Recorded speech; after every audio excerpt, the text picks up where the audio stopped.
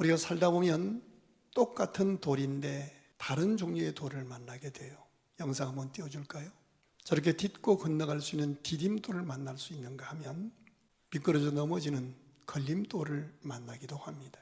똑같은 돌인데 여건에 따라 혹은 장소에 따라 유익을 주는 디딤돌이 될 수도 있고 피해를 주는 누군가를 넘어뜨리는 걸림돌이 될 수도 있습니다. 수많은 도시 가운데 광주라는 도시예요. 이 도시에 살도록 하나님이 섭리하셨습니다. 그렇다면 크리스찬된 우리가 이 도시, 이 교회, 이 공동체에서 우리가 관계 맺고 있는 여러분의 직장 속에서 여러분의 소속된 커뮤니티에서 자신이 어떤 역할로 쓰임받고 있다고 느끼는지요? 비슷한 학력과 능력과 인격을 갖춘 사람이지만 가정과 직장에서 어떤 사람은 디딤돌이 되어서 수많은 사람을 업그레이드 시키고 구원의 길로 축복의 길로 인도하는 그런 디딤돌 같은 사람이 있어요. 그런데 어떤 사람은 자신에게 주어진 실력과 경험과 지위를 가지고 걸림돌이 되어서 남을 넘어뜨리는 사람도 있어요.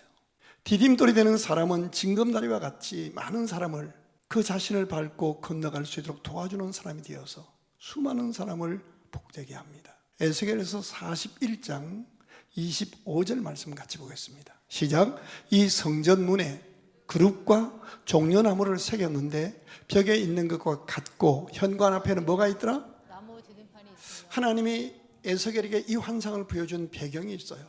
교회 내에서 교인들이 네가 잘났니 내가 잘났니 그렇게 남북으로 가져서 교인들끼리 싸웠어요. 지켜보시다 못해서 하나님이 역사의 몽둥이로 그들을 때려서 전쟁 속에 휘말리고 성전 예배 다 뺏기고 남의 나라로 포로로 끌려가서 바벨론에서 포로 생활을 하고 언제 회복될지 희망도 기약도 없는 상황이에요.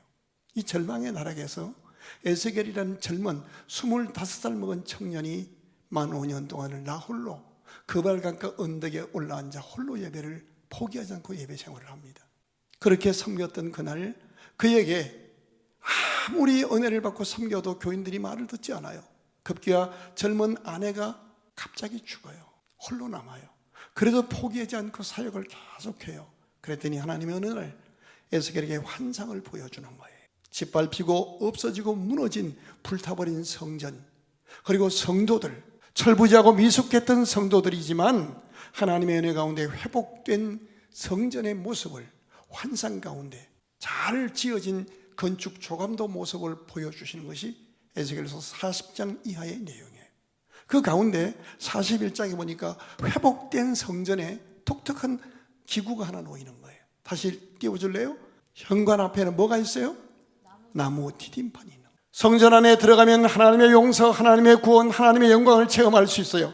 내 인생의 해답을 얻을 수 있어요. 세상을 이길 능력을 얻을 수 있어요. 근데 그 하나님의 성소에 들어가기 전에 반드시 이 나무 디딤판을 딛고 들어갈 수 있는 거예요. 잘 다듬어지고 겸손하게 엎드려서 자신의 등을 누군가가 밟고 하나님 앞으로 들어갈 수 있도록 만드는 섬김의 역할을 이렇게 표현하는 거예요. 이것을 신약 성경에서는 세상의 빛과 소금이라 말씀하셔요. 우리가 교회 생활하면서 통용하는 용어로는 축복의 통로라 말씀하고 우리 교회 이름으로는 세계 유일한 우리 교회 이름으로는 복된 이웃이라 말하는 거예요. 성경은 너희가 무엇을 먹든지 마시든지 하나님의 영광을 위하여 하라라고 당부합니다. 우리의 표정, 우리의 자세와 태도, 우리의 은행 이 모든 것이 덕스러워서 디딤돌이 되는 복된 신앙이 되기를 주의 이름으로 축복합니다. 오늘 본문에도 반듯하게 성공한 두 종류의 사람들이 등장해요. 둘 다 세상적으로 성공한 것은 분명해요. 근데 한쪽의 사람은 걸림돌로 쓰임받아요. 한쪽의 사람은 디딤돌로 쓰임받아서 두고 영광스럽고 복된 삶의 모습이에요. 자, 15장 1절 같이 보십시다. 같이 읽겠습니다. 시작. 새벽에 대제사장들이 즉시 장로들과 서기관들 곧 온 공회와 더불어 의논하고 예수를 결박하여 끌고 가서 빌라도에게 넘겨주니 대제사장들이 나와요. 요즘 우리 현대에 적용하면 목사님들이에요. 큰 목사님들이에요. 그리고 장로님들이에요. 그리고 서기관들, 누구보다 성경 잘 알고 세상 이치를 잘 아는 존경 많은 사람들이에요. 그리고 그들과 함께 온 공회가 더불어 의논했어요. 무슨 의논을 해요? 예수님을 영접하고 예수님을 높이는 의논이 아니라 예수님을 결박해서 끌고 가서 그 당시 이스라엘의 총독으로 섬기고 있는 로마에서 파송받은 빌라도 총독에게 예수님을 갖다 잡아다 주는 의논한 거예요. 누구보다 신앙이 좋고 누구보다 존경받던 사람들이에요. 그런데 결정적인 순간에 예수 그리스도와 연결해서 나타난 현상은 걸림돌 중에도 큰 걸림돌이 되어서 역사의 부끄러운 삶의 모습을 기록하고 만 거예요. 자, 그런데 또 한 모습이 있습니다. 12절부터 보겠습니다. 빌라도가 또 대답하여 이르되 그러면 너희가 유대인의 왕이라 하는 이를 이 사람을 내가 어떻게 하면 좋겠냐? 그들이 다시 소리 지르되 그를 십자가에 못 박게 하소서. 빌라도가 이르되 어쩜이냐? 무슨 악한 일을 하였느냐? 하니 더욱 소리 지르되 십자가에 못 박게 하소서. 그 다음 절 보실까요? 시작. 빌라도가 무리에게 만족을 주고자 하여 바라바는 놓아주고 예수는 채찍질하고 십자가에 못 박히게 넘겨주니라. 여론이 무서워서 법리적으로 판단한 것이 아니라 판결권이 있는 빌라도 총독이 친히 신문하고 나서 이 본문을 읽어보면 죄가 없음을 그가 알아요. 그런데 무리에게 만족을 주고자 해요. 여러분, 선한 양심을 버리고 여론과 인기 출세를 위해서 선택한 것이 훗날 두고두고 역사의 구원 역사의 걸림돌이 되고 후손들에게 씻을 수 없는 치욕으로 물려주게 된 사실을 그들이 알았다면 이런 행동했을까요? 같은 도시에 같은 시기에 같은 예수님 앞에서 보인 모습이에요. 그런데 또 다른 모습이 있습니다. 43절 보십시오. 43절 시작. 아리마대 사람 요셉이 와서 당돌이 빌라도에게 들어가 예수의 시체를 달라 하니 이 사람은 어떤 사람이에요? 존경받는 공회원이요 하나님의 나라를 기다리는 자라. 그대로 두십시오. 아리마대 사람 요셉. 아리마대는 예루살렘에서 북서쪽으로 한 20마일 떨어진 곳이에요. 라마다임 소빔이라는 도시인데 사무엘 선지자의 고향이에요. 그런데 이 친구가 뭐 하는 사람이냐면 존귀한 존경받는 공회원이에요. 우리로 말하면 국회의원, 존경받는.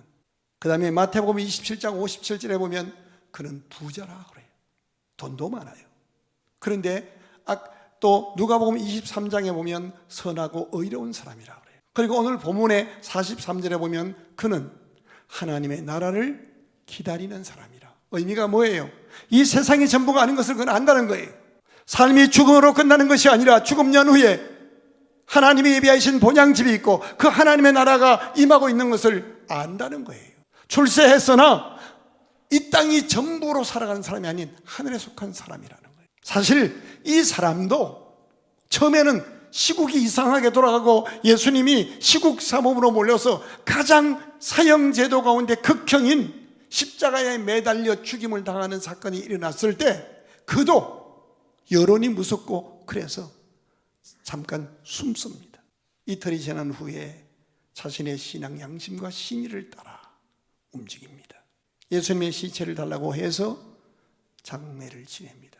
질문이 생기잖아요. 3년 동안 동거동락했던 예수님의 직계 제자 이 사도들은 어디 간 거예요? 전혀 상관없는 아리마대 사람 요셉이 예수님의 장례를 치러드리는 모습이에요. 그도 인간이기에 잠깐 갈등할 수 있었어요. 그것을 본문은 숨기지 않아요. 그러나 이틀이 지난 후에 다른 모습으로 돌아왔습니다.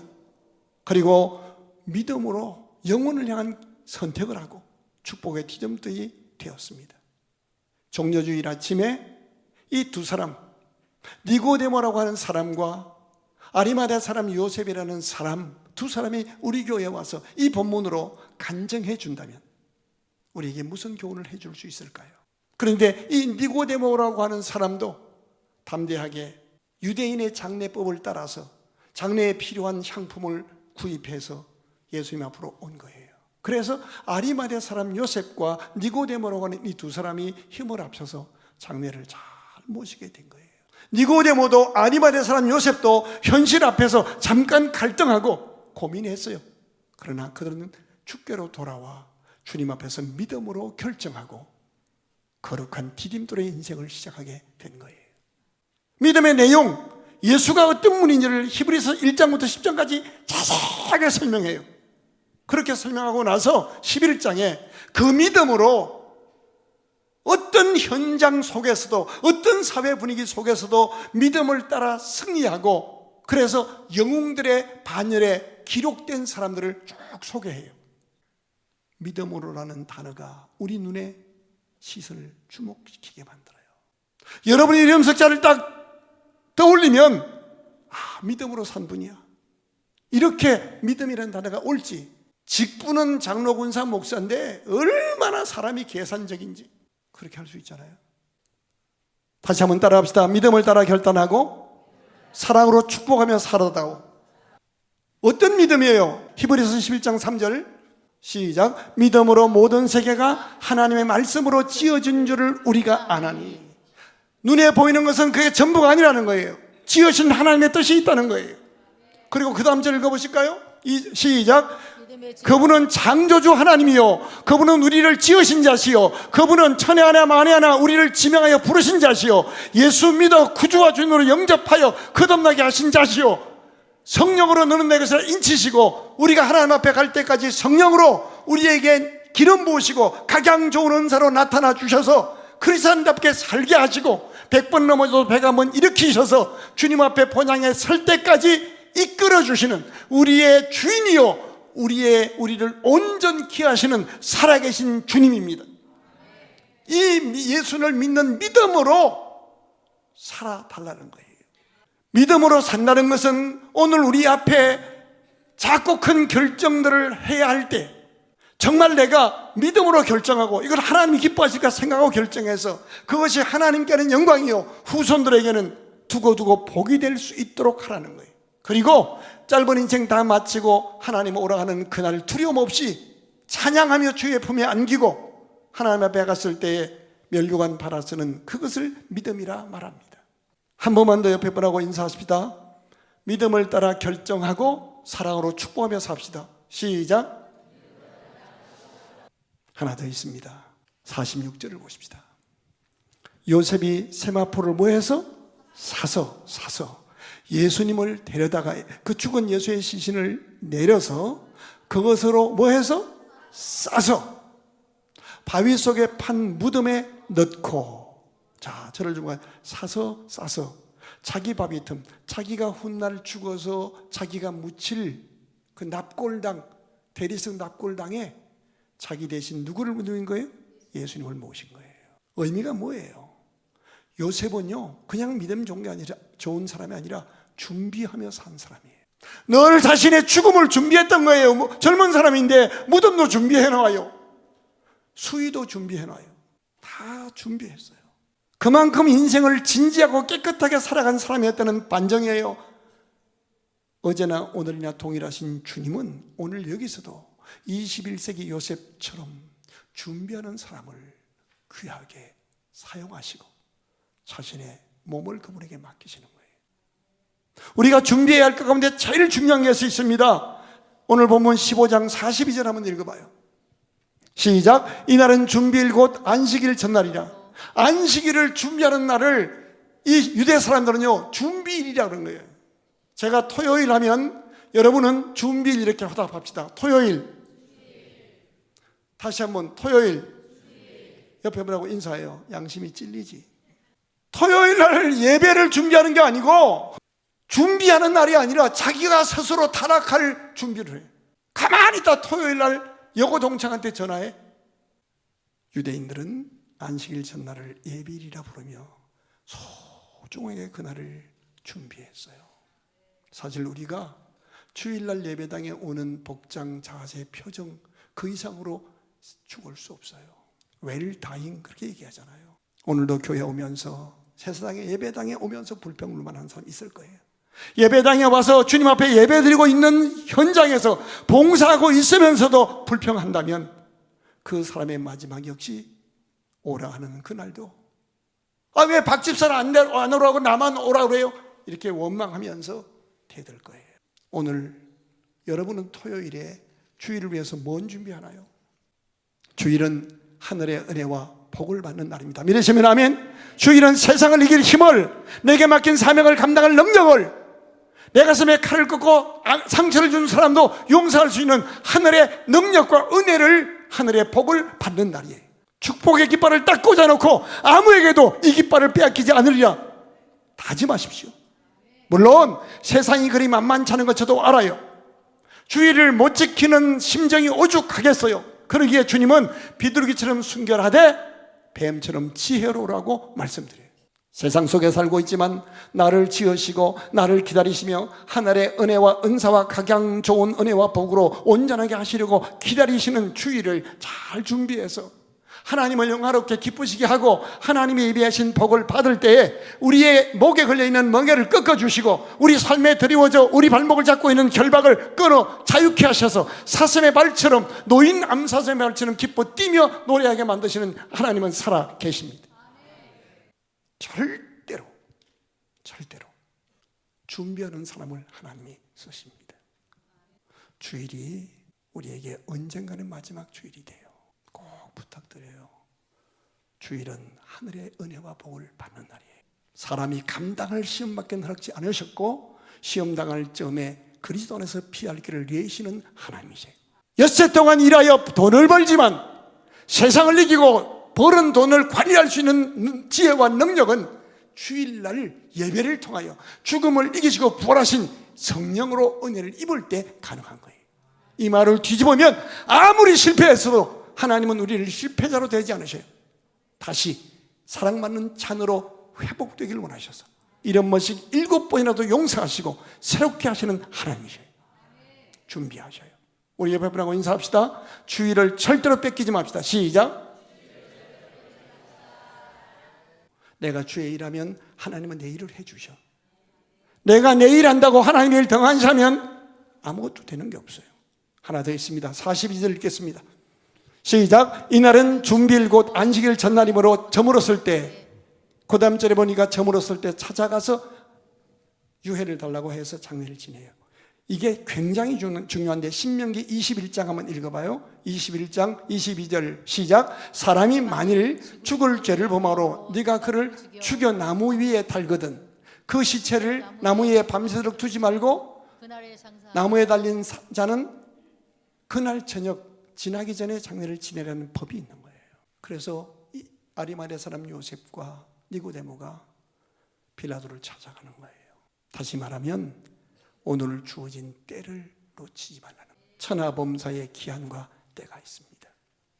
화해할 때, 용서할 때, 진실로 회개할 때, 주신 응답을 감사할 때, 주신 각양 좋은 복을 누리되 그 복과 은혜와 은사로 섬길 때 천하범사의 기한과 때가 있어요. 만약에 아리마대 사람 요셉이 내일 저녁에 가지 뭐 이랬으면 끝나는 거예요. 그래서 부활절을 그냥 날짜가 가서 부활절이 아니라 죽음을 이기시고 부활하신 주님이 역사하셔서 내 삶의 결박과 멍에가 끊어지고 나를 새롭게 하시는 부활의 능력을 체험하는 그 부활절로 맞이할 수 있기를 주의 이름으로 축원합니다. 하나 더 있습니다. 마태복음 10장 32절입니다. 읽고 말씀을 정리할까요? 마태복음 10장 32절 시작. 누구든지 사람 앞에서 나를 시인하면 나도 하늘에 계신 내 아버지 앞에서 그를 시인. 때를 놓치지 않되 환경과 사람 앞에서 자신이 크리스찬임을, I am 크리스찬임을 당당하게 밝히고 시인하라는 거예요. 굉장히 중요한 얘기입니다. 43절 읽어봐요. 아리마대 사람 요셉이 와서 당돌이, 이 당돌이는 그런 의미가, 이 헬라 원 의미는 용기를 내어 그런 뜻이에요. 지금 이 요셉이요 당대의 최고 권력가인 빌라도 총독 앞에 1대1로 들어간 거예요. 그날을, 그 상황을 연상해서 한번 상상해봐요. 이만큼 존경받는 공회원이에요. 왕하고 총독하고 독대할 수 있을 정도의 지위가 있는 거예요. 만났습니다. 카카, 무슨 일이요? 제가 부탁이 있습니다. 뭔데? 사실 저는 크리스찬입니다. 여론은 안 좋고 예수님이 시국사범으로 몰려서 사형당했지만 나는 크리스찬이고 나는 그분을 믿습니다. 그러니 저한테 예수님의 유해를 장례 지낼 수 있도록 내주면 좋겠습니다. 자기를 밝힌 거예요. 자기를 밝힌 거예요. 우리가 얼마나 많은 순간 사람 앞에서, 상황 앞에서 계산하고 내가 예수 믿는 사람이라는 것을 숨기는지 몰라요. 기회를 잃지 않되 우리가 당당하게 나는 크리스찬입니다, 나는 부족하나 하나님이 나를 지으셨고 예수님이 나의 죄를 위해서 죽으셨고 그분이 부활하심으로 나는 새 생명을 얻은 사람입니다. 당신이 볼 때 내가 실패했으나 나는 실패자가 아니요, 부활하신 그분이 성령으로, 보혜사 성령으로 나를 이렇게 세우시고 진리 가운데로 이끌어 줄 줄을 나는 믿습니다. 나는 크리스찬입니다. 아리마대 사람 요셉이 드디어 예수님의 유해를 모시고 와서 자기가 묻히려고 했던 자기 무덤에 예수님을 안장합니다.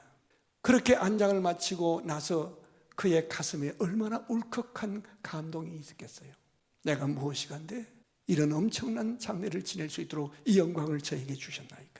더 중요한 것은요, 아리마대 사람 요셉과 니고데모라는 사람이 원래 잘하는 사람은 아니에요.